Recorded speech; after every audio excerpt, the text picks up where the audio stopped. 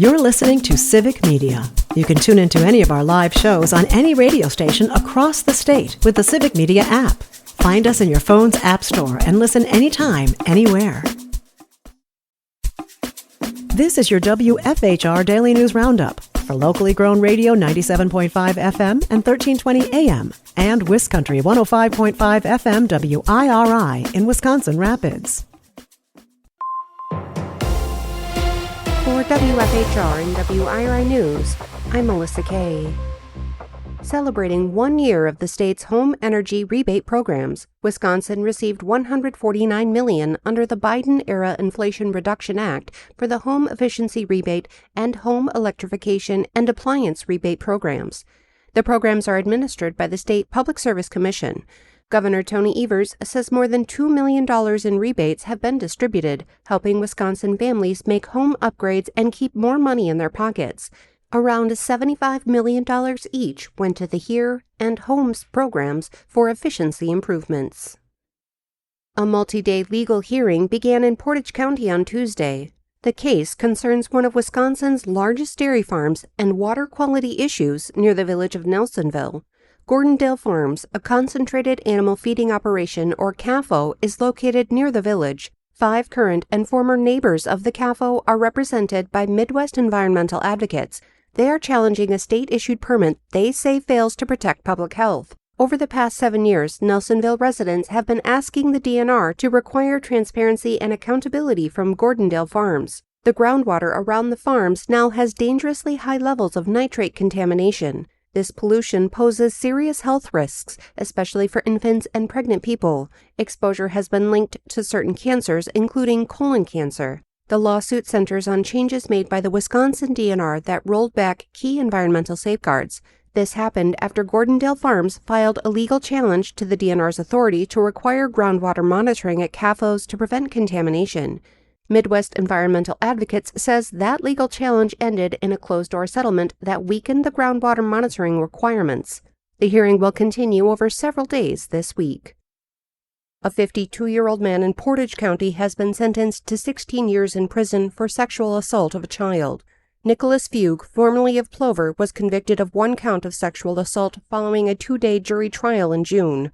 After that, Fugue pleaded guilty to other charges related to repeated sexual assault of another child victim.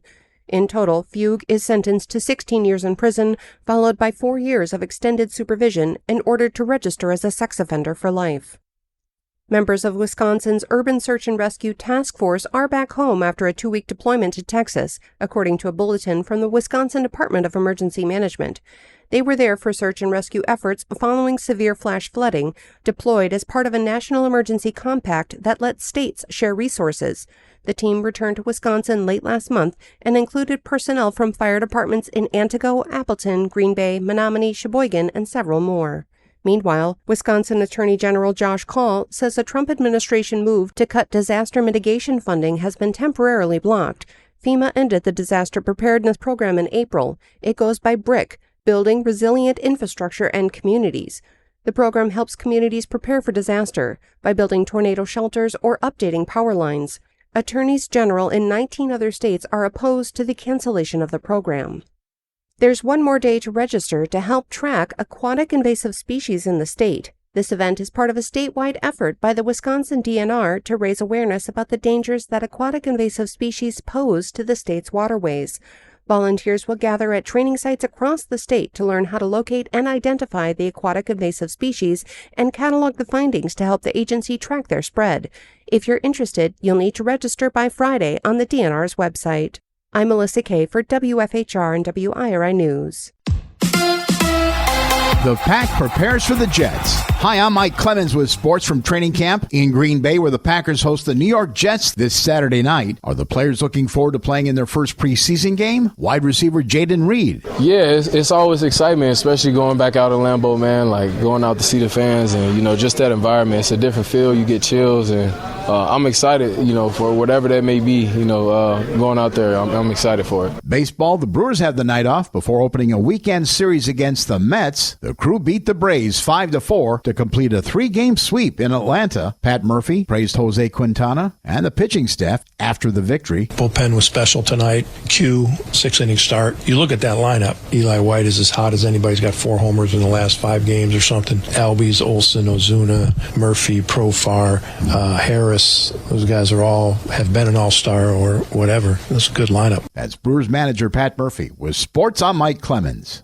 On your entertainment beat, I'm Pete Schwaba. Tulsa King is somehow still in the air and will get a season 3. Half kidding. It's a good guilty pleasure if sometimes you just need to watch good, bad TV and can still stomach Sylvester Stallone. The trailer for the new season is available now. In season 3, Stallone will look much different as he ran out of steroids. It's possible. It's not all bad, though. Samuel Jackson is part of the cast for the new season. Season 3 of Tulsa King drops September 21st on Paramount+. The practice of using loud noises to scare wolves away from cattle is not new. Practice of using an Oscar-nominated film to do so, however, is. It's called wolf hazing and oftentimes involves a loudspeaker that broadcasts gunshots or fireworks. According to the New York Post, the U.S. Department of Agriculture, to help protect cattle and keep predatory wolves away, is now using scenes from the film Marriage Story that involve shouting and arguing, which reminds me, I need to call my wife. What they should really do is show Rob Schneider movies, which will just put both species to sleep. There are no huge superhero or action films being released this weekend, so we can all take a deep breath. Having said that, there are a couple highly rated films geared toward family fun and horror. First up is Weapons, a film about classmates who disappear at the same time except one. The film is pulling a highly coveted 100% on Rotten Tomatoes with over 50 reviews in and stars Josh Brolin and Ozark's Julia Garner. And if you're thinking this Friday could get a little freaky, you'd be correct. Family comedy Freakier Friday hits theaters, bringing with it close to an 80% on Rotten Tomatoes. Freakier Friday stars Jamie Lee Curtis and Lindsay Lohan, who reprise their roles as Tess and Anna from the original film, which was 22 years ago. That's a long time, so that script better be great. If neither of those titles grab you, there are still several blockbusters in the theater, including The Naked Gun, The Bad Guys 2, F1, and Superman. Let's go to the movies. Sharon Stone was part of one of the most controversial scenes in movie history. She recently sat down with Business Insider and addressed the famous no underwear scene from the film Basic Instinct. Stone says that she could have put the kibosh on the scene from a legal standpoint, but didn't want to disappoint director Paul Verhoeven. She has mixed feelings about it looking back, more or less sounding like she would not do it again. As always, Stone was blatantly honest on the situation, saying at the end of the day, the scene made the movie better, made her an icon, and she would work with the director again. She also mentioned in the interview that Michael Douglas was hesitant to work with her, something Douglas's reps completely deny. I'm not sure if Stone not wearing underpants in that famous scene helped the film or not. Frankly, anything would have. It was not a good film. Douglas's bare butt also appeared with no underpants, and nobody ever talked about that. For good reason. For more showbiz fun, tune into Nightlight with me, Pete Schwaba, weeknights from 6 to 8 p.m. on the Civic Media Radio Network. With your forecast, I'm Corey Hartman. Mostly cloudy today. We'll have highs in the mid-80s. Showers and storms possible tonight. Lows around 68. Some heavy rain possible in areas. Friday, showers and storms. Otherwise, mostly sunny, warm and humid. Highs around 90. The heat index into the mid-90s. Currently, 69 degrees. That's your WFHR and WIRI Daily News Roundup from Civic Media. Subscribe to this podcast on Spotify, Apple, or wherever you find your podcasts. Find more news at WFHR.com or WisCountry, that's WIS Country.com.